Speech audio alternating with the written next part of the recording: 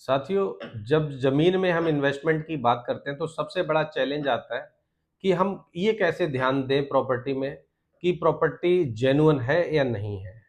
आज आपको इसी के बारे में मैं थोड़ी-सी चीज़ें बताऊँगा, क्योंकि प्रॉपर्टी जब हम खरीदते हैं उसमें 2-3 चीज़ों का बड़ा ख़ास ध्यान रखना हमारे लिए ज़रूरी है। एक तो ज़मीन जब जब हम कोई भी खरीदने जा रहे हैं तो सबसे पहला पॉइंट ये आता है कि जिससे भी हम ज़मीन खरीद रहे हैं, ये ज़मीन उसके नाम पर रजिस्टर्ड है या नहीं है। सबसे पहला ध्यान तो इस चीज़ का रखना है।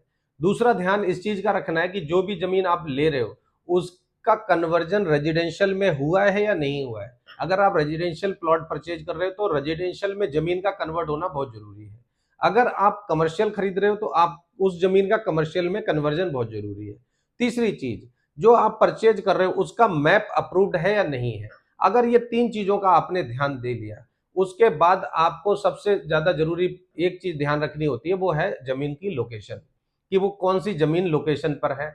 वहां पर जब जमीन परचेज करोगे तो आपको क्या प्रॉफिट होगा, क्या नहीं होगा। इन तीन चार चीजों का अगर आपने ध्यान रख लिया तो मैं आपको गारंटी देता हूं कि आप कभी भी जिंदगी में फ्रॉड होने से बचते रहेंगे और जमीन में हमेशा प्रॉफिट कमाएंगे।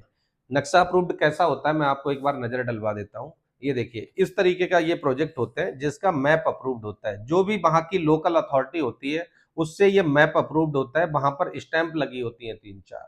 ये मैप होता है, ये फाइनल मैप है। इसके अंदर कोई भी किसी भी तरीके का कोई भी ऐसा प्लॉट नहीं है जो आप प्लॉट खरीदोगे वो उससे छोटा बड़ा लोकेशन चेंज हो सके, ऐसा कुछ नहीं है। इस तरीके के ये फाइनल अप्रूव्ड मैप होते हैं। आपको मैं एक सैंपल के तौर पे दिखा रहा हूँ। इस तरीके के हम प्रोजेक्ट अप्रूव्ड कराते हैं, उसमें प्रॉपर्टियां बेचते हैं।